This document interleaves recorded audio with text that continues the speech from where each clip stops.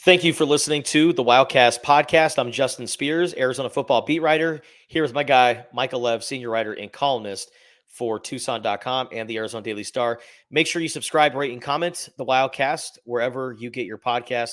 Apple, Spotify, those are two major platforms. Make sure you give us a 5-star rating and a review as well.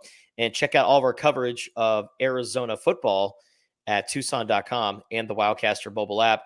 So, Lev, we're only doing one podcast this week because it's a shortened week with Arizona still number 20 in the country, playing Kansas State, 14th ranked in the country. We on a Friday night, Friday the 13th, we're like, let's just do one mega podcast where we kind of look back at what we saw in the win over NAU, but more importantly, look ahead to this game coming up here on Friday because this is a big one. I mean, we look at Arizona, the first two games. Certainly lots of differences in how they won those games. But this game coming up here on Friday, you truly feel like this Arizona team, what you see is what you're going to get over the course of the season. Now, there will be improvements, but hey, if there's any game to throw the kitchen sink out at a team, it's a top 15 team on the road. I would agree.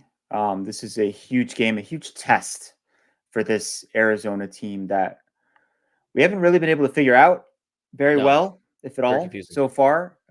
Two completely different performances. Great offense in the first game, terrible defense. Great defense in the second game, and terrible offense.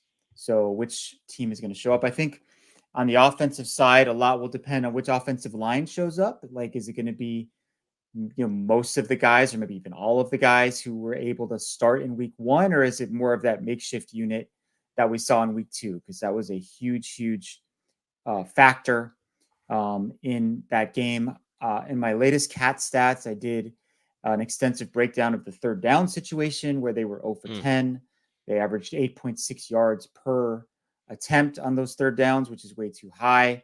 And I included in that piece the screenshots of those two instances that I was tweeting about the other night. People may or may not have seen it, but you basically had 5 offensive linemen blocking one guy, and you had 2 guys coming free against Quali Conley, as NAU very cleverly disguised their defensive fronts and what they were doing. And I bet you Kansas State saw that same thing, and they're going to bring linebackers and safeties up to the line, and you don't know if they're going to come or if they're going to drop back. They're certainly going to try to throw off the offensive line. For Arizona, you add in the noise factor. Too. It's going to be a huge challenge for that group to keep Noah Fifita clean. Well, thankfully, they don't got a bunch of rattling cowbells like last year with their road opener at Mississippi State, where they got into trouble big time. I mean, that crowd, that sound really affected Arizona, and it led to a bunch of turnovers, a lot of takeaways, and Arizona was playing catch up the entire game. And that's the key part here for Arizona is, man, you can't get behind Kansas State early on. Like, you have to stay on pace or just a little bit ahead of them if you want to give yourself a chance, because Kansas State's a really good team. I know that, people look at Tulane like, oh, man, they should beat Tulane, but Tulane's a really good group of 5 team as well. They have a good record over the last couple of years. So I think that was a really big win for Kansas State. And I think they have some things that really match up well against Arizona, Lev, that is going to give Arizona some fits. Now, Arizona, while it's great, they have a 9-game winning streak, which is the longest active streak in college football right now. Who would have thought 3 years ago what Arizona was doing, how they would somehow become the hottest team in college football? But that winning streak is in jeopardy because of how Kansas State plays, because they have a really athletic quarterback in Avery Johnson, who was mostly a backup last year, but started the Pop-Tarts Bowl, and so far this season has shown his athleticism, and he's a guy that can take off. And Dwayne Akina, Brent Brennan, a lot of the Arizona personnel, they compare this guy to the New Mexico quarterback, Devin Dampier, who peeled off for 130 rushing yards. So a mobile quarterback in Avery Johnson is going to be so problematic for Arizona. And then DJ Giddens, who's this running back who leads them in rushing and receiving. He's kind of like a do-it-all player. That middle part of the field, and especially if Arizona ends up missing a bunch of tackles, it could be a long night for Arizona. They have Dylan Edwards also transferred Oh, in from Colorado. Colorado, who's Yeah. averaging somewhere around 10 yards a carry. This is going to be a really important game, or I should say, Arizona's linebackers are going to play a really important role in this game. Yeah. They improved a lot from week 1 to week 2. Fewer missed tackles, more made tackles, more impact plays. Talking about Tay Brown and Jacob Manu. I think that week 1 film was super valuable for Tay Brown to just kind of see whatever he did wrong and fix it heading into this game. But they're going to be tested in a way that they haven't been tested so far this season. So they're going to play a critical role. I think it's incumbent on the defensive ends, especially, to be disciplined with their rush lanes, which they were not against New Mexico at all. Against Devin Dampier, they allowed him to get to the outside way too much. Yeah. And then, the safeties are going to have to come up and tackle too.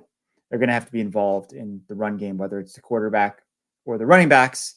If I were Arizona, I would say, you know what? We've got really good cover guys on the outside. We're going to go one-on-one out there. We'll have one deep safety, and we're going to have an 8-man box for most of this game. And, let's, challenge Kansas State in that way. If they want to beat Arizona over the top, which maybe is not what their game plan is, more power to them. You give that a try. Marquise Groves Killebrew's off to a really good start. He's allowed only 3 catches and 10 targets so far. You got Sicario Davis on the other side. So that would be how I attack this very explosive and versatile rushing attack of the other Wildcats. Does the dollar package work against Kansas State? Because you think 7 defensive backs, it's against pass heavy teams, right? But don't you want your best playmakers out on the field?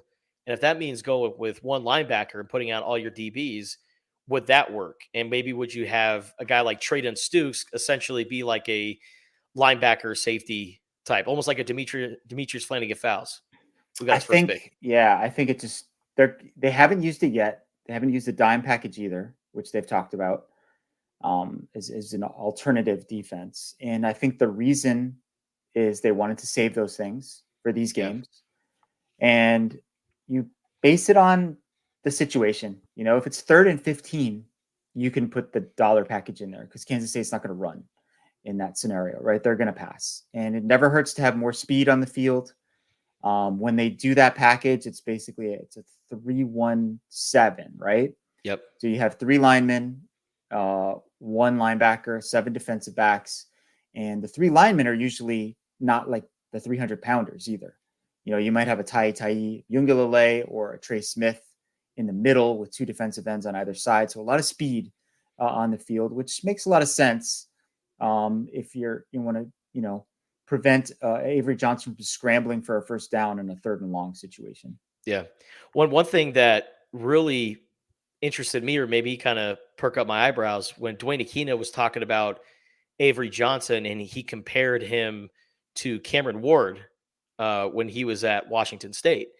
And I went and thought about that game, and they didn't really use the dollar package in that game. What they did was they brought out the double eagle flex defense, which adds another linebacker. And Jeremy Mercer was like that rover kind of quarterback spy, kept his attention was only on Cameron Ward.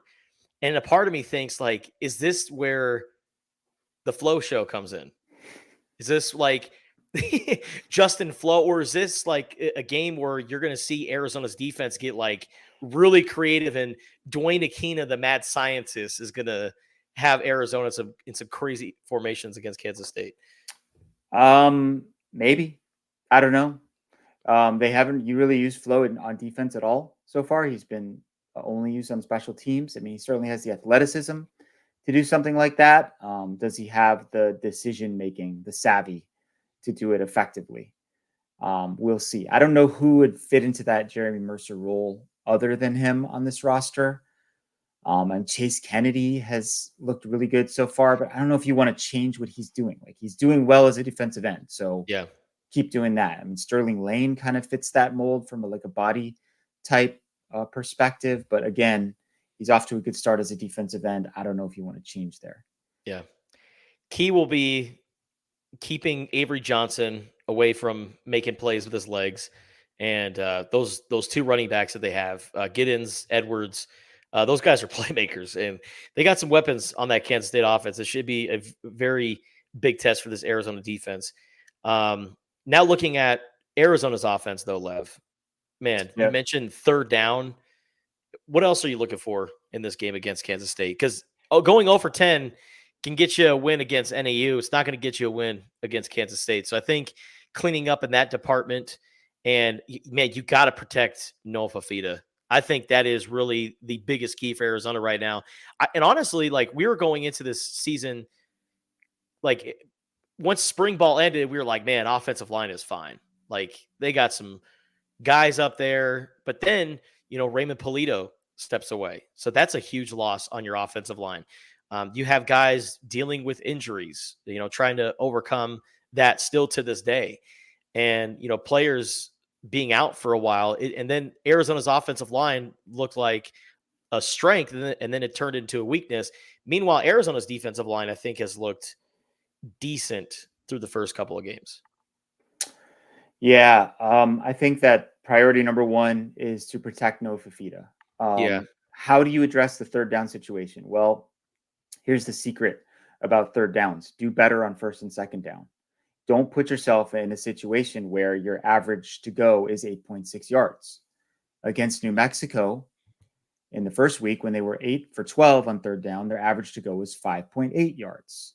So get yourself into those third and manageable situations. And how do you do that? Well, clean things up in the passing game is one way. Another way is establish the run. They've run the ball pretty darn well for the most part. I would say the last 6 quarters, right? Second half of NAU, or second half of New Mexico, and the entire NAU game. You know that Kansas State is a physical team. They are a Utah-like team. So, can you match their physicality in the trenches? Like, to me, the whole game comes down to how does Arizona's offensive line going to perform? And if they can hold serve and be good enough, I think Arizona's got a shot. And if it's anything like what we saw the other night against NAU, it's going to be trouble. Yeah, I think this is going to be the game where a lot of questions will be answered. Like we've been talking about, man, maybe the coaches are holding stuff back because they want to have everything ready for this huge game on the road. I mean, it's one of the biggest road games for Brent Brennan in his coaching career in terms of regular season games. And I think shout out to Brian Peterson. I think he was the one who first tweeted that this is Arizona's first non-conference road game where both teams are ranked since 1999, which does not bode well because that was the game against Penn State. Yeah, it is only technically a non-conference game because they are both part of the same conference. I just played this game. I just played this game last night, Justin, in college football 25. Oh yeah. And I lost 36-28. It was entirely my fault because I threw 2 picks and fumbled trying a speed option. Threw a pick 6 right at the end of the first half. I outgained Kansas State. Fafita threw for over 400 yards. Kean Burnett had a monster game, 13-11 and a touchdown. Anyway, I looked at the record afterward, and they had Arizona. I was 2-1, 0-1. So the game seems to be unaware. Oh, really? This is a non-conference game, so they can lose this game, which they very well might, and we will make our predictions at the end of the show. Yep. And it won't cost them in the Big 12 standings. There is a tiebreaker somewhere way down the line where it's like your overall record comes into play. And of course, when you're talking about maybe those, 8, 9, 10, 11 spots in the playoff, they're going to look at everything. So, man, if you can, somehow come out of Kansas State and Utah with a split, winning one of those two, you're in great shape. Yeah. And you know what? Season.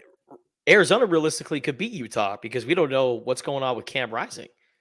We don't. That is one of our games in the Big 12 Bonanza that I picked, even though it's a huge spread with Utah State. So we'll get into that one a little bit later.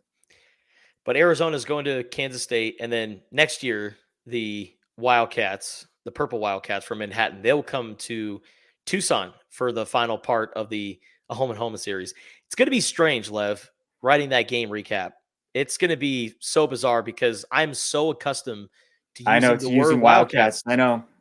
I know. Like Like I I said, use you could do it Wildcats maybe every other like sentence. you could do it once in the beginning, maybe, and then after that, it's got to be all Arizona, UA, Kansas State, KSU. I can definitely envision a top cats type of headline associated with this game Oh, I love it. if Arizona wins. I love it. So Yeah, it's going to be challenging. But I'm really excited about the trip to Manhattan. When you think about Arizona now in the Big 12 compared to Pac-12 culture, Lev, you've seen every single stadium in Pac-12 land. How do you envision like the difference between the road environments? Because I think, for starters, one that comes off the top of my head is Stanford.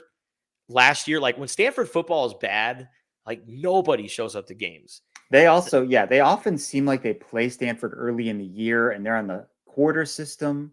So the kids aren't even there till like, mid to late September. Um, yeah, I mean, look, Oregon's a really good atmosphere, right? Oregon State's always a good atmosphere. UCLA, you might be playing in front of a half-empty Rose Bowl. USC hasn't had quite the attendance that it's had in the past. Utah, obviously, top of the line, still in the conference. Colorado, very good place to play. The Bay Area teams, sometimes there's some indifference there. I know Cal's off to a good start this year, so that's promising.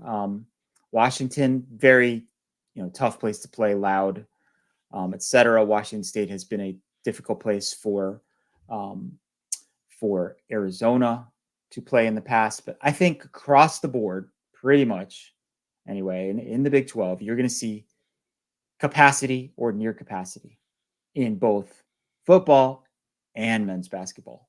Mm-hmm. And that is going to be the biggest change for those teams. Like there are no games on the Big 12 slate where you're going to go and you're going to have more of your fans there than the other team's fans. Yep. Which like when you go to like play Cal in basketball on like January 10th, there might very well be more Arizona fans in the stands than Cal fans. That is not going to be the case anywhere across the Big 12, which is a lot of passionate fan bases that are going to turn out for their team. So you better be ready to handle a road environment. Yeah. And I'm curious to see how many of those folks travel to Tucson as well. Because, hey, we got warm weather out here. Why not travel to the sunshine in Right. late Yeah. Oh, November to yeah. watch For their a team late play? game? Heck yeah. Yeah. Heck yeah. They're going to come. Absolutely. Before we get to Big 12 Bonanza, Yeah. you mentioned running backs and establishing the run early. Yeah. One of those running backs may not be available Saturday. He wasn't available last week, and that's Ja'Cory Krosky-Merritt, the New Mexico transfer running back. He was cleared to play by the NCAA. He played the first week, and then the following week, apparently there was a concern raised about his eligibility. Here's what we do know: the compliance brought it up. They're looking into making sure that he was cleared and able to play. It's such a murky situation because what is eligibility now, right? With medical red shirts, with the COVID year, with so many other things. Like you got Cam McCormick, the Miami tight Ninth end, year going Miami into tight his end. ninth Yep. year. Ja'Cory Krosky-Merritt's playing his sixth year of college football. So it's like, what are we doing here? Cam Rising as well. How many years has he been playing college football? So Arizona is doing their best to make sure that they're not breaking any rules, and they're just gonna roll with the punches, and maybe Ja'Cory returns. You don't want to knowingly play an ineligible player. Yeah. That's what you're trying to avoid. As I understand it, or as we understand it, the NCAA cleared him, right? Yep. At the start of the season. And then, someone brought some evidence or something to the table that perhaps indicated that he played in more games than what was originally believed when he was it Alabama State? Is that where he was? Yeah. So that's the issue, and we'll see. They did just fine without him. Kedrick Risino looked really good. Risino. Yeah. as a second back. When we interviewed him and Jeremiah Patterson this week, we all remarked just like that dude Kedrick looks like a linebacker. Like He he's looks a like, big, thick, a very impressive athlete who also has speed. So yeah. that's a very promising player. He was a big time recruit. He was a 4-star. He went to an SEC school. He had a lot of schools after him. So that was a nice get for Alonzo Carter to bring him in. All right, Lev. Before Big 12 Bonanza, we do have a few mailbag questions Yeah. we need to get to. Lev sent out the bat signal on his Twitter account in the earlier the week, and the first one comes from Ivan. Ivan asks, Kansas State struggled against Tulane. How can Arizona cause similar issues? Yeah. Well, KSU gave up, I think, 491 yards Yeah. in that game. So we talked all about their backfield and how impressive it is, but maybe there's some vulnerabilities there on defense. Like if the week 1 Arizona offense shows up and they're able to manufacture some ways for Tetero and McMillan to get the ball in space or on the run, there's no defense in the country that can stop them. I think that Kansas State would love to play a low-scoring, physical, in the trenches type of game, and beat Arizona like 23-13 or something like that. I think Arizona would like to get its high-flying offense going again, and try to turn this into more of a shootout kind of game. And they're certainly capable of winning that kind of game. So I think that is, that's kind of potentially where there's a vulnerability when you're facing a team that just gave up nearly 500 yards in its last game. They might be able to exploit them on that side of the ball. Well, and one thing that really hurt Tulane there late was they had a late interception in the end zone. VJ Payne got the game sealing interception. So yeah, if they and the winning touchdown was on a turnover too, I believe, right? Wasn't it like a fumble return? Yeah.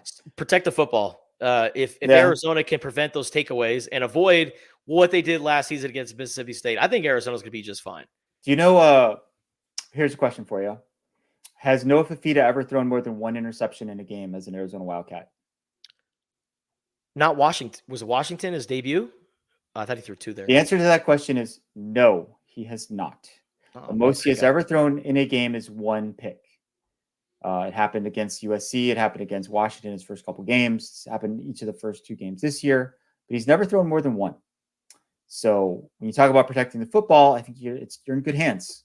Yeah. When Noah Fifita is your quarterback. All right, let's move on to Patrick Stark. I really like Coach Brennan, but the lack of transparency is so frustrating. For instance, no one knows why Kayvon Darton didn't play. Are you guys completely kept in the dark as well, or do you know things you aren't allowed to share? Either way, how are you feeling about this? I think players who are not playing, like you're going to see it this week. Like you want to put your best players out on the field to play against a top 15 opponent. And we also only get so many minutes in press conferences, and we could go down the list of guys who are not playing, but there's some other, questions we'd like to attend to. Yeah, I'm glad that Patrick brought this up. It's a good question. Because it is a good question. And I understand why he wants to know, because he's a super fan and he's interested in getting as much information as he can obtain about his team. He's also a big fan of the podcast. And he regularly tweets at us like, hey, where's the podcast? Why are you guys only doing one this week? All these types of things. But as you mentioned, like we get about 10 minutes a shot with Brennan. And we could spend that whole time going through the whole list of why isn't this guy playing and why isn't this guy playing and what's this guy's availability. And we're probably not going to get the answers that we're seeking. So you have to make a decision as a journalist, like what is the best use of my time? Like what makes the most sense as far as what questions I should ask. And you also get only so many at bats, right?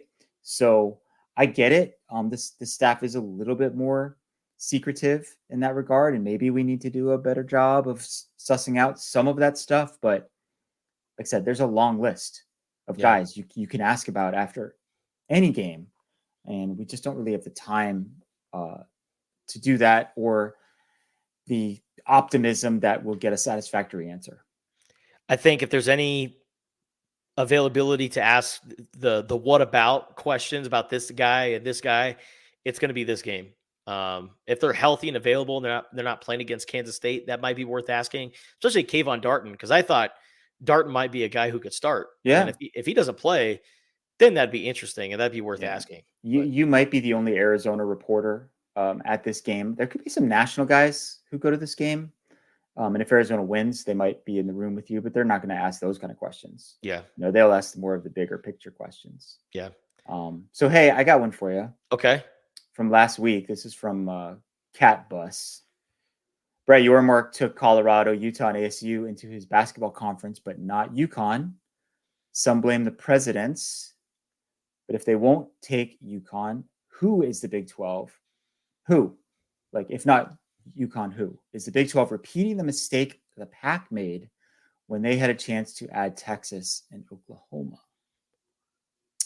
Well, interesting. I don't think those things are the same. I really don't. Because if I might use a pun here for Cat Bus, who's driving the bus? Football's driving the bus, right? UConn is not a football power in any shape or form. And I don't know if they ever will be. They are obviously great in men's and women's basketball. That would be an asset to your conference. But as far as like positioning yourself in the power rankings of all the conferences and so forth, football is where it starts, right? So Texas and Oklahoma, that would have been a boon for the Pac-12. We'd be having a totally different conversation right now about a lot of things. If that had happened way back when, I just don't see these situations as being the same. I understand why Brett Yormark wants to do it. He feels that basketball is undervalued. But from a football standpoint, there'd be nothing added. You'd only be weakening your conference. I'm reading Armin Katayan's new book, The Price, which a lot of good stuff and highlights a lot of stuff regarding Arizona. And one of the things that kind of interested me when he was writing about Arizona was Jed Fish and his ability to fundraise money. And, he went to, donors and was like, we have to figure out a way to make football great because, while basketball is great and all, and while Arizona will always be known as a basketball school, the basketball funds takes care of basketball. Football takes care of volleyball, cross country, all these other sports. So you have to get football right. And so that's why while UConn is a basketball powerhouse, brings a lot of prestige to the conference in basketball, football is the one, like you said, Lev, is driving the bus. But yeah, I mean, you could add, and that's why they're talking about like UConn as a basketball only school and kind of building like a pathway for football down the road eventually. Yeah, I mean, you could go crazy and add UConn and say Gonzaga. Oh, that'd be great. And have like a crazy competitive basketball league. But again, I just don't know if that changes all that much. Now, Florida State and Clemson become free agents and they're looking for a destination and they want to come to the Big 12. That's a different discussion. I don't know why they would. I don't know if it's necessarily better other than just spite because they're just mad about their situation in the ACC. But anyway, you got any more? No, I was going to ask you if you. Okay, all right. I got one more actually from. Yeah, I got one more too. Okay, Go for it. You first. Okay, this one will take a little bit of research here. After Saturday's lineup, he means this last week. This is from M Paz. M Paz says after Saturday's lineup, what two Big 12 teams look like legit contenders who aren't currently ranked, and who are the top two pretenders? Ooh. So I would say potential teams that might be good that aren't ranked. Say ASU is one. They're off to a great start. And we're going to talk about their game against Texas State here in just a minute. So that would be one that I would cite. BYU and UCF, both off to 2-0 starts. Teams that have had success in the past, who struggled with the transition to the Big 12 last year or to power football. Maybe they're in better position. And then TCU is quietly off to a 2-0 start too. And TCU actually plays against UCF. That's one of our games that we'll pick. Yep. So those are a few. Now, what about teams that might be pretenders who might not be as good as we think? This is a big game for Kansas. this week against UNLV, right? Kansas lost against Illinois last week. They were ranked going into the season, which is unusual for Kansas football. So kind of which way is that going to go? Then I would say Texas Tech. I mean, they almost lost to Abilene Christian, and they got absolutely blown out at Washington State. So I thought that, supposedly that was a program that was trending up, and it hasn't looked that way so far. Well, we all thought that Colorado would be pretty damn good this year, right? Because they Did went into we? the Did we portal. all? I Did mean, we all? I thought, hey, with the 9 offensive linemen they got in the portal, I was like, oh man, they addressed a position of need, the offensive line. They got some really good guys up front on the defensive line with BJ Green from ASU. I'm like, maybe Colorado, they're going to be pretty good this year. They might actually turn some heads, and then they get just killed by Nebraska, and Shador Sanders just threw his offensive line under the bus. And if I'm like his offensive lineman, I'm like, come on, man. I understand we played bad, but you don't got to do us like that. I think Colorado against Colorado State this week, I think that that's going to be a big game for Dion. Because if they end up losing to Colorado State, oh boy, that's going to be a terrible start for Colorado. I thought Colorado would be better. As far as teams that aren't ranked that could be contenders, I always thought that they could be a dark horse in the conference, and that's proven to be true, and that's Central Florida. They're number 2 in college football in rushing yards.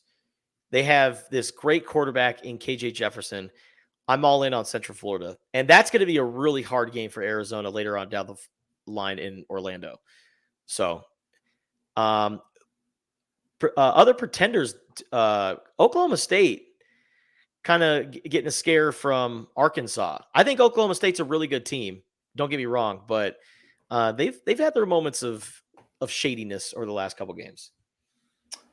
Yeah, that was a game they easily could have lost, and they ended up winning and covering to the chagrin of Michael Lev and Justin Spears, who had the Razorbacks plus 7.5. Just could not believe that it turned out the way that it did, 39-31 outcome. But yeah, that's a team that they snuck up on everybody last year, but there's been seasons when they've had great expectations and they've fallen short. So we'll see how they handle that for the rest of this season. All right, you got one more, Lev. This one's for you. From AZ Greg. Hey, Lev, can you confirm if the schools are responsible to produce their own broadcast for ESPN Plus content? Okay, so there are 2 different levels of this, okay?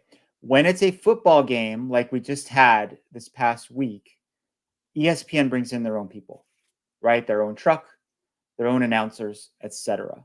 When it's a volleyball match or most baseball and softball games, probably most women's basketball games, maybe some men's basketball games, then the school is responsible for bringing in or supplying their own talent, on-air talent, right? So, this, you have to, like, what's going to be on there is going to be similar to what was on the Pac-12 networks, but Pac-12 networks did everything. Yeah. The schools are responsible for a lot of the production, etc., with the Olympic sports or the non-revenue sports. Women's basketball falls into that category. Like I said, I think those like early season men's basketball games that aren't picked up by ESPN, probably gonna have to find your own announcers. But the football game this past week, that was different. That one there's just not enough room on the various ESPN networks or Fox or whatever. So there's going to be some spillover into ESPN Plus. If that makes sense. Absolutely. All right, now time for everyone's favorite segment, Big 12 Bonanza. Let's take a look at this week's slate of games and predict the Arizona-Kansas State thriller Friday night in Manhattan. All right, Lev, take us away. Where are we starting off with? Okay, well, we are recording this on Wednesday. Oh, yeah. Standings. Oh, well, that's where I should start, of course, as always. So, my guy, Justin, and Brett both went 3-5 against the spread last week. So Justin's at 8-8 against the spread, and Brett, who was not with us tonight, but he did give us our picks and comments, which I'll be reading. He's 7-9. I went 4-4. Should have been 5-3. Arkansas had covered. So I'm 9-7 for the season. Straight up, I am 14-2. Justin is 13-3, and Brett is 12-4. By the way, 7-9. That's the Jeff Fisher, right? Yep. So, okay. So it's Wednesday night. We're going to pick games that are taking place on Thursday, Friday, and Saturday. The lines that I gave out we're sticking with the lines that when I sent the picks out on Wednesday morning. Some of them have changed, but there's nothing we can do about that. We start off with this very interesting game of Arizona State at Texas State on ESPN on Thursday at 4:30 p.m. Arizona time. I am going to take Texas State to win this game outright. This is a trap game. You can see coming from a mile away, 10 miles away, or I don't know, 500 miles away, whatever the distance is from here to San Marcos. ASU's off to a great start. I mean, there's no question about it. But this is like maybe the biggest game that Texas State has ever hosted. Yeah. Having ESPN there, that place is going to be a madhouse. And they also played really well last week in crushing like a really consistently good group of 5 team in UTSA, 49-10. Texas State's quarterback is very familiar to everyone here in Tucson. That would be Jordan McLeod. He's got a total of 7 touchdowns between passing and rushing in the first 2 games. So I am going to take the 1.5 points and take Texas State to win outright. You had me at Jordan McLeod. That's all I needed to hear, man. Texas State, they were originally going to have Jaden DeLora as their quarterback, and then he removed himself from the team, and then Texas State went after and got another former Arizona quarterback, Jordan McLeod, who had a season-ending leg injury in 2021. Looked like he could have been the guy, kind of gave the offense a little bit of a breath of fresh air, and then had that injury, and we never saw Jordan McLeod again because Arizona went out and got Jaden DeLora. But now, he has been kind of killing it over the last couple of years as a quarterback. At James Madison a year ago, and then now at Texas State. And by the way, every time I think of Texas State, I always think of Necessary Roughness with the Texas State Armadillos? Shout out to Sinbad. But I'm going with Texas State, Lev. I'm with you. This is a big trap game for ASU, and I like Jordan McLeod and the Texas State, not Armadillos, to get it done. Okay, so Brett says Jordan McLeod never faced ASU while at Arizona, but even if he did, it would have been like 7 coaching staffs ago. Joking, but a couple. The Devils are going to pound Cam Scadaboo again and start 3-0. He's taking ASU to win and cover the 1.5 in that one. We will skip one of the Friday games, which is our Arizona-Kansas State game, till the end, but there's another very interesting Friday game. This is UNLV at Kansas. I believe these teams played in a bowl game last year, or maybe 2 years ago. Wow. Okay. Unless I'm imagining that. I think that's what happened. We've got UNLV getting 6.5 points in this game. It is an ESPN 4 p.m. kickoff on Friday. As mentioned, Kansas lost last week against Illinois. I see a bounce back here. There's no shame in losing by 6 at a Brett Bielema coached Illinois team. I know that UNLV is kind of impressive so far. I mean, their victory at Houston in week 1, 27-7, looks better in the context of what Houston did afterward, which was almost upset Oklahoma, losing only 16-12. But I like that number of 6.5. And I also feel like, I think I said this last week, if you believe that Kansas is truly a top 25 team, they win at home against a group of 5 team by at least a touchdown. Yeah, I'm going with Kansas to win and cover this game as well. UNLV, great. Is Barry Odom their coach out there? He's got UNLV in a pretty good place, and playing at Legion Stadium is certainly helpful for your program. But yeah, I agree, man. I think Kansas with Jalen Daniels bouncing back against a UNLV team that's really good, but I really think Jalen Daniels is one of the top players in the Big 12, and I like the Jayhawks bouncing back and covering. Yeah, Brett is also taking Kansas in this one, although he does note that Barry Odom is very familiar with this part of the country, having coached at Missouri for a long time.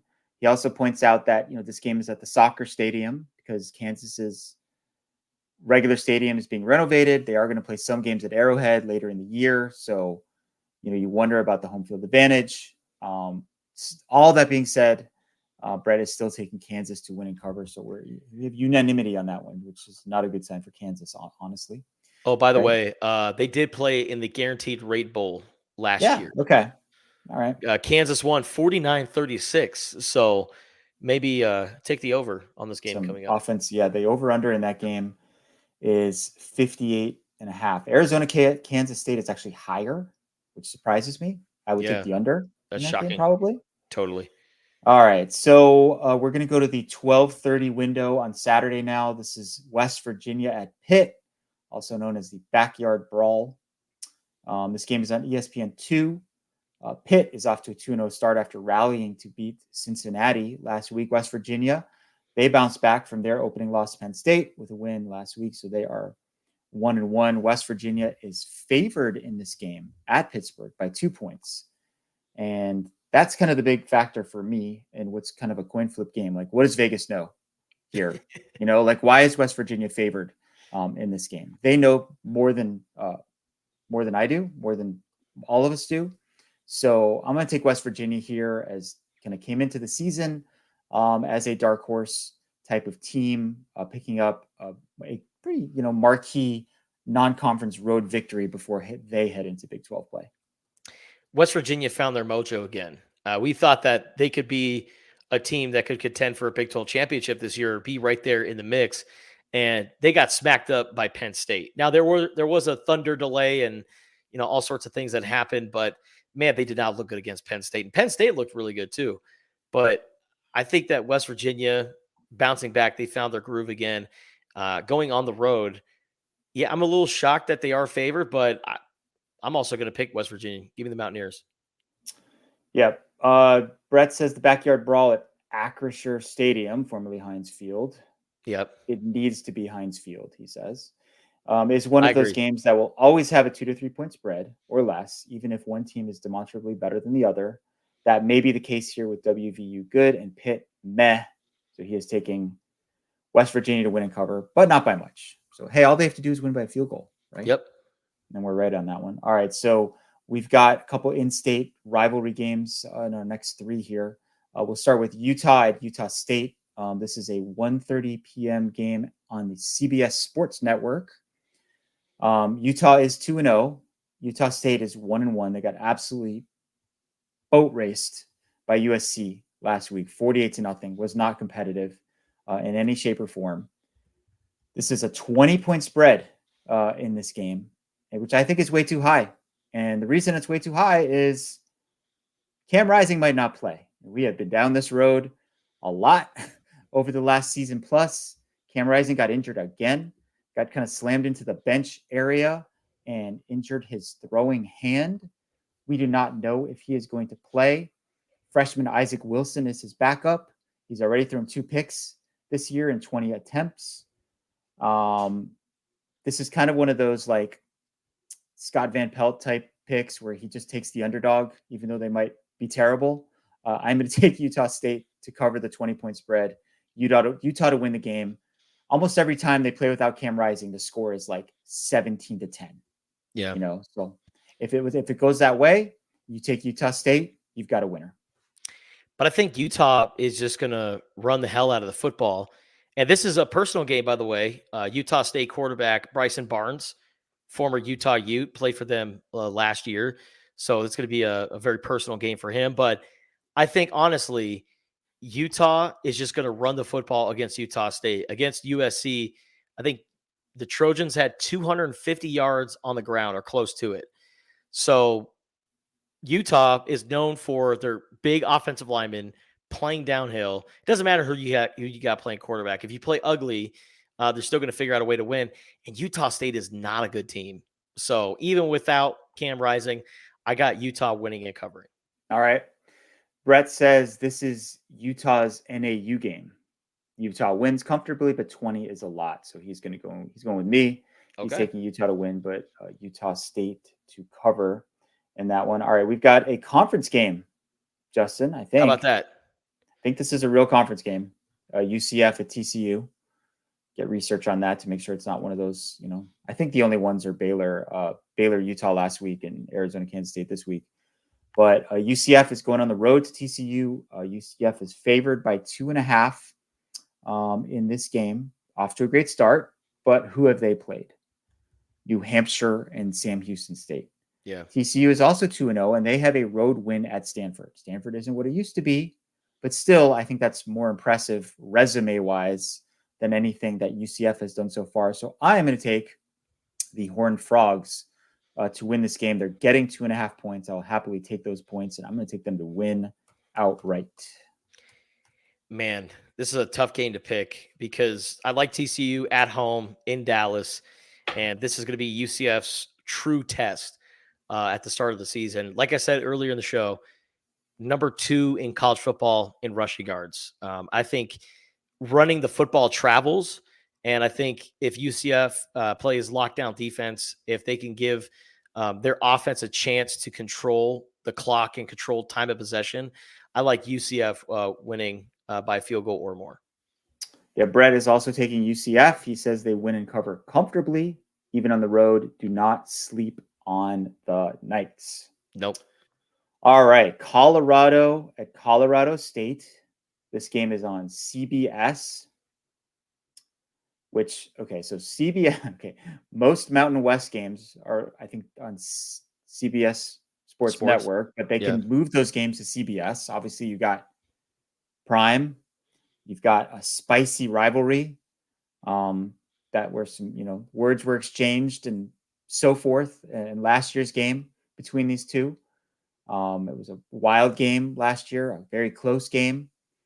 Colorado coming off that loss against Nebraska.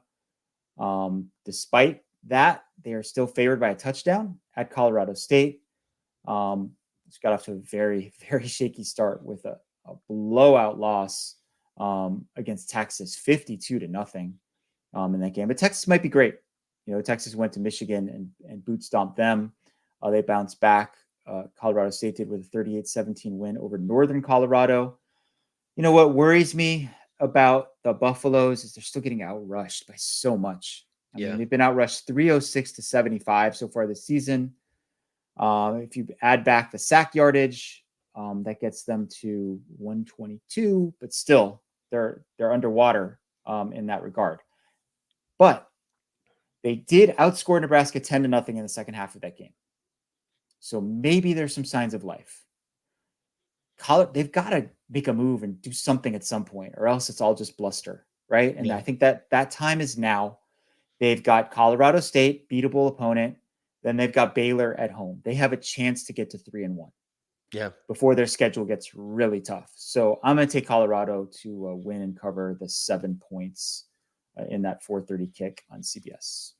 I'm right there with you. I think that while their offensive line is still shaky, which blows my mind, they went into the transfer portal.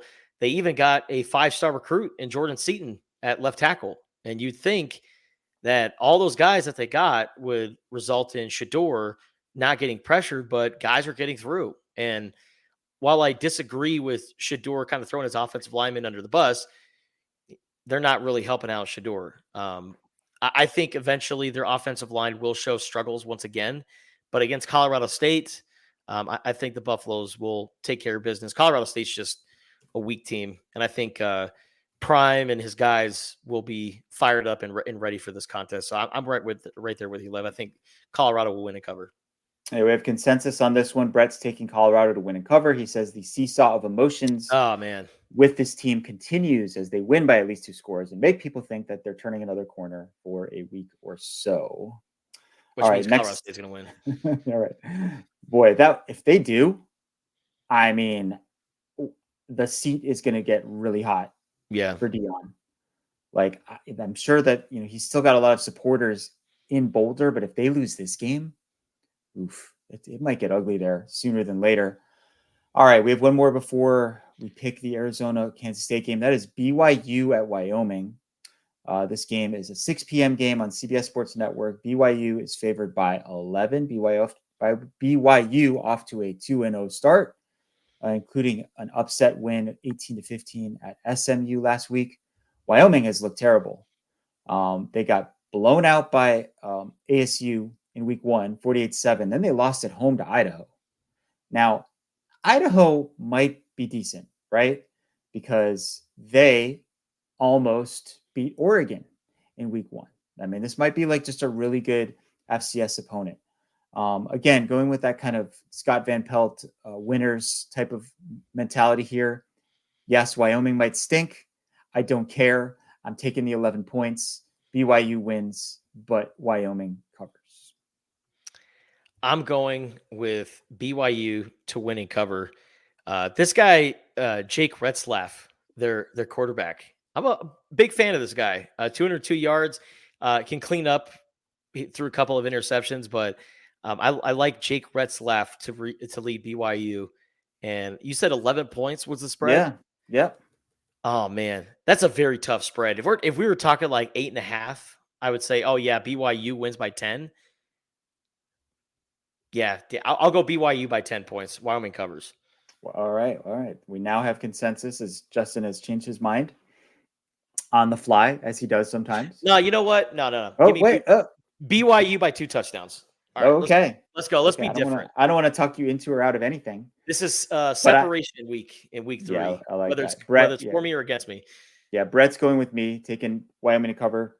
He says BYU is probably not as good as their 2-0 record indicates, and Wyoming isn't as bad as the season opening loss to ASU would show. Close one at War Memorial in Laramie. All right. Last but not least, it's Arizona. The game. Kansas State. It's the battle of the Cats. Arizona breaking out the red helmets with Cat script on them for a 5 p.m. kickoff here in Arizona, 7 p.m.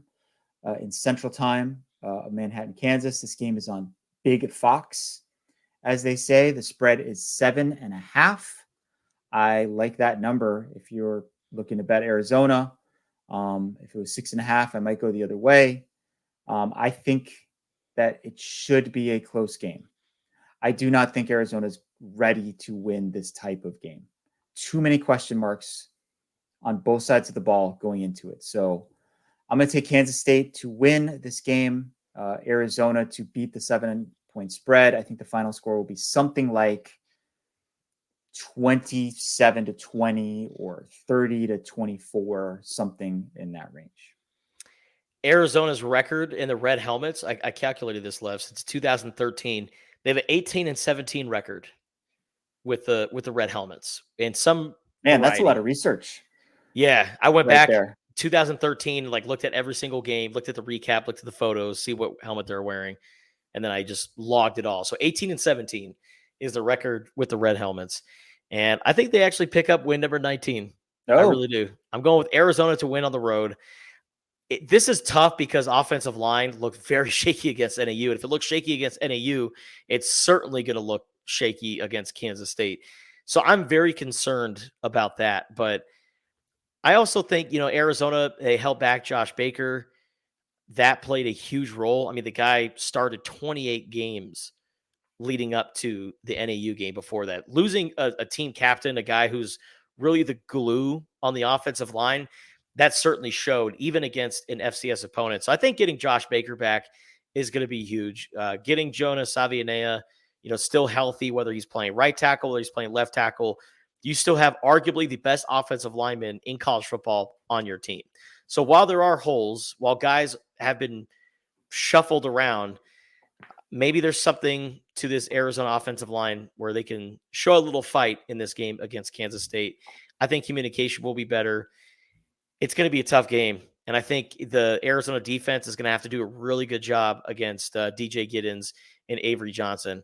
And if they can do that and get off the field and allow Arizona to do its thing on offense and play fast and turn this into a track meet, then I think Arizona can surprise a lot of people. And plus, you know what? I simulated this game in college football 25, and it looked like Arizona was going to lose, and then they ended up winning in a walk-off. So I let EA Sports kind of make this prediction for me, and I'm going with the same score that we saw in that game, 30-27 Arizona. Yeah, as much fun as that was, and anyone can where can they see it, Justin? If they want to watch Tucson.com. the replay, Tucson.com. It's on Yeah. there. That was a absolutely wild ending, like super fun to watch. But if it plays out that way when you're there trying to write like a story that goes up on the web as soon as we hit the buzzer, you will not be happy. No. At all. When you're talking about Josh Baker, I was thinking about my ESPN Plus story that I did, and they've got these two like control rooms at McHale, and in between them is this room called the rack room, and that's where like I have all these like hard drives or like these computer towers, and they call that the brains. I think that Josh Baker is the brains of the Arizona offensive line, and they really missed having him last week, so he should be back this week. And that will make a big difference. I'm looking at what Brett put down here. It's just one word, Justin. He just said Wildcats. So I don't know, just leaving this open to interpretation. No, I'm just kidding. He said Kansas State wins, Arizona covers in a nail biter. So he's going the same direction that I am and taking the Tucson Wildcats to at least cover the spread. Should be a fun one. In Manhattan, we'll learn a lot about this Arizona team. They're 9-game winning streak. The longest active winning streak in college football is currently in jeopardy.